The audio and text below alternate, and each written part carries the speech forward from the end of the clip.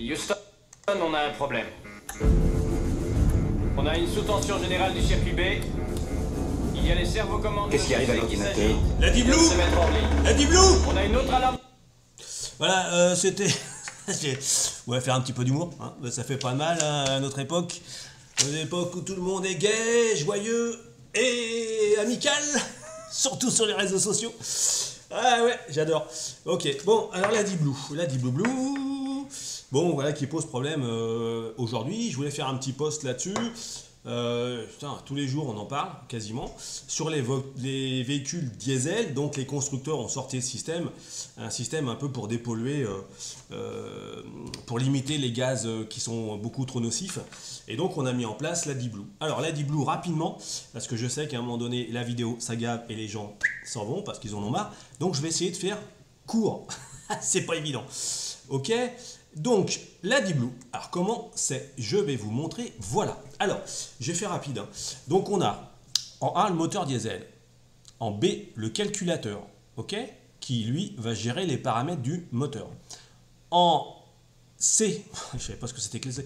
En C, le FAP et donc la technologie SCR, hein, qui est liée au FAP, donc votre fameux FAP. En D, bah, votre petite seringue, alors ça c'est votre injecteur, ok.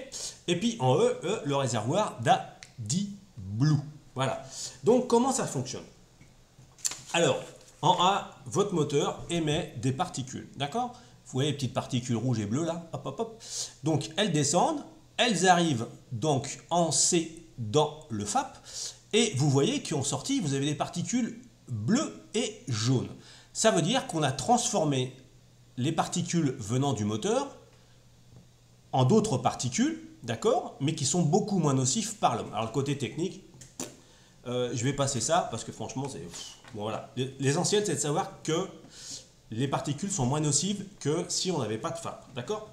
Et donc, qu'est-ce qui se passe? Et bien, quand le moteur diesel tourne, notre calculateur qui est en B, donc lui, analyse les paramètres de votre moteur, accélération, ralenti, température du moteur qui est important pour le calcul, et puis quantité injectée, et ainsi de suite. Donc le calculateur qui est en B va dire à la petite seringounette qui est en D d'injecter une petite quantité qui est donc en E dans l'échappement. Et cette petite quantité va arriver dans un agglomérat, c'est la poche qui, je dirais, conserve les particules qui proviennent du moteur et va, par effet chimique, brûler cette petite quantité, et donc on va avoir en sortie les particules bleues et jaunes, donc qui seront moins dangereuses pour l'homme que si on n'avait pas de FAP. Voilà, donc c'était l'idée générale des ingénieurs en disant on va encore diminuer les particules, et en plus de ça, on va être sur la norme euro, les normes euro, hein, comme on a, euro 1, euro 2, euro 3, euro 4, euro 5, euro 6, euro 7. Voilà, et donc, ils se sont dit, on va être aux normes, d'accord? Donc voilà le principe. Mais dans la réalité, qu'est-ce qui se passe? Souvent, alors, c'est un gros problème du FAP, quand on fait de la ville, souvent, le moteur est en plein enrichissement. Ça veut dire que le moteur est froid et on enrichit plus, on émet plus de particules. Ça veut dire que quand on fait que de la ville, votre système FAP accumule beaucoup plus de particules que si on faisait de la route. Donc à un moment donné, à force de démarrer, de faire 2 km, de s'arrêter, de refaire 2 km et de s'arrêter et de refaire 2 km, et ben votre système il se bouche. Voilà. Et souvent, quand on fait beaucoup de villes, beaucoup de villes, le système, à un moment donné, injecte, mais sauf qu'il n'injecte pas avec des gaz qui vont très vite, ce qui permet de mélanger l'ensemble et d'avoir cette réaction chimique homogène. Les gaz sont très lents et à un moment donné, ça colmate. Donc, votre FAP colmate, vos injecteurs colmatent, c'est une espèce de boule blanche qui est dans le FAP, voilà, et qui fait que ça se colmate, d'accord? Et donc, c'est parce qu'on a une vitesse de gaz très faible, qu'on a très peu d'homogénéité au niveau du mélange, hein. C'est comme quand vous battez des œufs. Bah, si vous battez lentement, l'homogénéité est mauvaise. Si vous battez très vite, elle est très bonne. C'est le même principe avec la vitesse et les gaz. Donc voilà. Donc ce que je conseille, moi, si vous voulez avoir un FAP et pas passer au garage tous les 36 du mois, quoique maintenant, les voitures neuves, même quand on fait de l'autoroute, elles passent au garage. Voilà, ça c'est je vais venir. Voilà. Et ben, il faut, quand vous faites de la ville, faites de l'autoroute, faites de la grande route, et puis montez un peu votre régime moteur en 3000, 3005 pendant une période de 3 à 4 minutes. Redescendez et faites ça 2-3 fois pendant votre trajet pour mettre en fonction le FAP dans de bonnes régénérer votre FAP dans de bonnes conditions. Voilà. Donc ça c'est fait. Donc c'est la première chose qui permet de bien maintenir entre parenthèses votre système FAP en condition.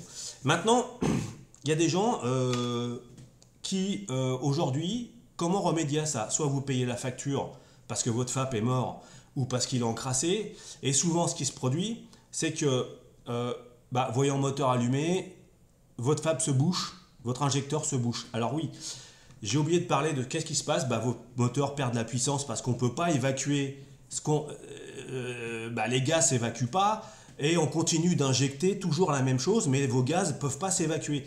À un moment donné, votre système, il bat tout le temps. Et puis à un moment donné, poum, voyant allumé parce qu'il ne sait plus comment réagir au niveau du moteur. Donc problème moteur, on arrête. Voilà.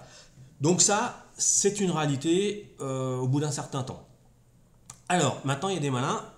Des malins, je ne sais pas si c'est des malins, mais pour passer le contrôle technique, parce qu'on en parle beaucoup, le contrôle technique aujourd'hui, vous passez avec un voyant allumé, vous ne passez pas. D'accord? Un FAP obstrué, vous ne passez pas. Un injecteur cristallisé, vous ne passez pas. Donc, il faut le savoir.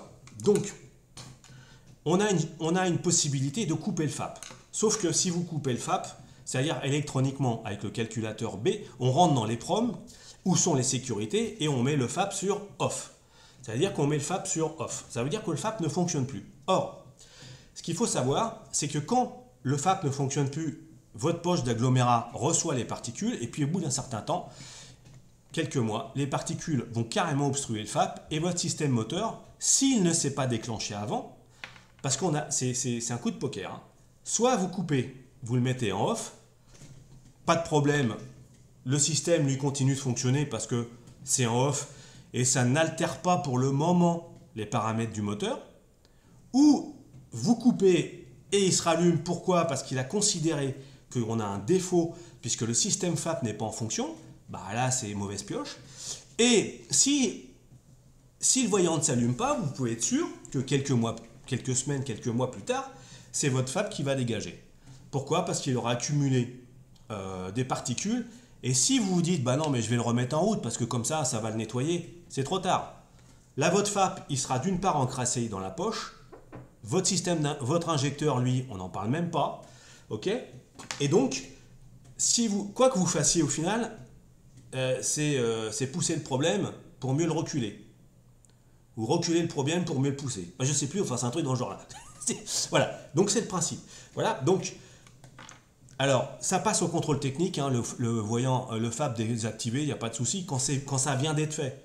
Okay, mais c'est interdit par la loi et ça coûte 7 500 € d'amende si c'est avéré au contrôle technique avec notre système 5 gaz. Sauf qu'au contrôle technique, tant que vous n'avez pas de voyant et tant que vous n'avez pas de code défaut, il n'y a pas de souci. Maintenant, je vois très mal, et je vais en parler, dans les années qui viennent, dans l'année qui vient, on préconise qu'une personne qui va passer le véhicule, pour éviter qu'il y ait des malins ou des gens qui viennent modifier et mettre le FAP sur off, qu'on puisse le détecter. What? Hein? Le détecter? Waouh! Alors, petite notion électronique embarquée. Voilà, donc le contrôle technique, maintenant, alors, comment vous voulez faire? Vous avez un calculateur électronique dans lequel il faut rentrer. Il faut rentrer dans le programme de l'EPROM. Ça veut dire que pour rentrer dans le programme d'une EPROM, d'un système électronique, on fait une émulation de l'EPROM. Ça veut dire qu'à un moment donné, on va discuter avec l'EPROM pour lui demander « Tiens, montre-moi si ton FAP a été désactivé. » D'accord? Ça veut dire qu'il faut avoir les connaissances techniques qui vous permet déjà de faire l'émulation de l'EEPROM, ou un boîtier ou un système qui vous permet de le faire. Ça s'appelle une reprogrammation moteur. Donc il faut déjà aller là-dedans. D'accord? C'est pas un diagnostic moteur, c'est une repro. Et donc, je vous amener ça.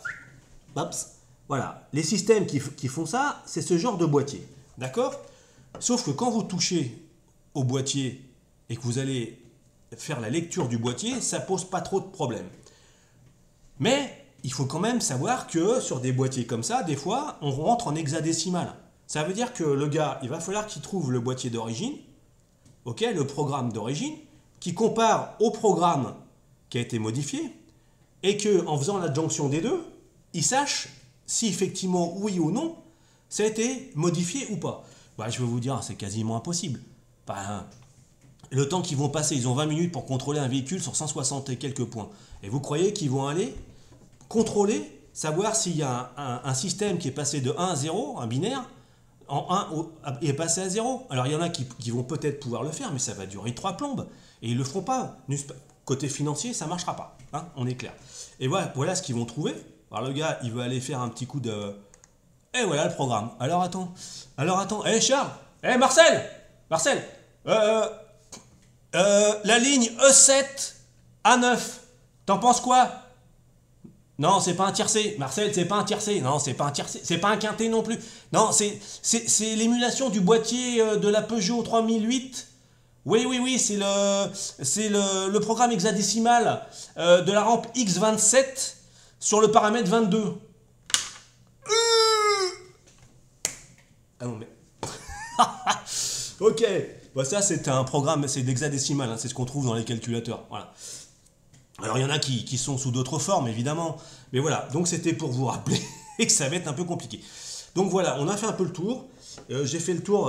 Alors, désactiver, c'est une mauvaise pioche. Hein. Je vous l'ai expliqué. Ne faites pas parce que c'est votre fab qui va dégager quelques temps plus tard. Votre moteur va avoir des problèmes de combustion. Voilà, donc c'est pas bon non plus. Donc vous allez me dire, il n'y a pas de solution. Bah non, il n'y en a pas des masses. La seule solution que moi j'ai, c'est effectivement faites de l'autoroute et puis faites fonctionner le fab dans de bonnes conditions. Il n'y a que ça qui au final. Alors, alors maintenant aussi, on voit beaucoup les constructeurs. Je vais remettre ma petite.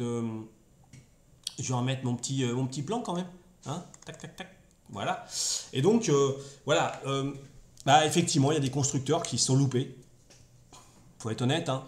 Maintenant, ils vendent des additifs pour mettre dans la Deep Blue pour éviter de cristalliser. Bah, c'est quand même fort de fromage, quoi.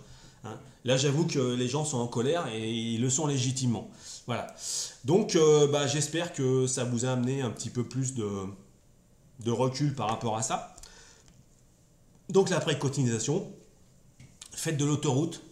Quand vous faites de la ville, ne faites pas que de la ville avec des températures du moteur froides parce qu'il y a un enrichissement tout de suite qui va s'opérer. Et les diesels, en général, arrivés à 150-200 000 km, vous êtes tranquille. Votre FAP, il a déjà dégagé depuis longtemps. Voilà. Merci pour tous ceux qui mettront des commentaires sympathiques et qui voudront en savoir plus. Pour les inquisiteurs du web, bah, continuez d'aller sur les forums et puis mettre des trucs un peu comment dirais-je, voilà, bah, que vous avez trouvé sur les forums. Hein, voilà. Et puis les critiques, les insultes, voilà, bah, si vous voulez faire la même chose, faites-le. Hein. J'empêche personne. Hein. Voilà. Mais bon, il faut savoir que vous êtes blacklisté, donc voilà. Et puis sinon, bah, vous venez me voir hein, directement. Hein, vous venez me voir. Ok? Et puis on en discute. Hein, parce que planquer derrière son ordinateur, à un moment donné, c'est un peu facile. Bon, et maintenant j'ai pris l'habitude, donc je blacklist et comme ça on est peinard. Et puis je laisse aux gens, je dirais, qui ont envie de connaître les choses et de savoir comment elles fonctionnent, de laisser des trucs sympas et de faire évoluer je dirais le site et puis de faire évoluer un peu leurs connaissances. Voilà. Oh, je vais vous remettre un petit coup quand même. J'adore. Houston, on a un problème. On a une sous-tension générale du circuit B. Ouais. Il y a les servocommandes. Qu'est-ce qui arrive à l'ordinateur? La Deep Blue. La Deep Blue. On a une autre alarme. Docteur Diag, bonne journée et je vais vous refaire un petit tuto. Là, bah, ceux qui sont dans mon département, je vais gracieusement, gratuitement contrôler et faire un diag de votre voiture sur un parking ou sur un autre ou dans l'entreprise. Voilà, pour ceux qui veulent. Bah, je me déplace Et puis je vais diagnostiquer les véhicules des gens et leur faire comprendre comment diagnostiquer leur véhicule avec un boîtier, un simple boîtier de dialogue OBD, hein, un petit boîtier classique, standard. Voilà, donc c'est pour le tuto, là, bientôt, là, je vais faire une petite... un petit événement, comme on dit. Voilà.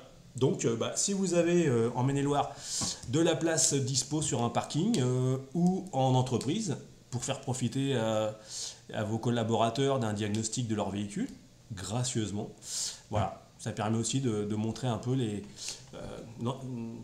je dirais l'ensemble des compétences que j'ai et puis de dialoguer avec les gens puis de les faire évoluer sur la vision qu'ils ont d'automobile. Ciao.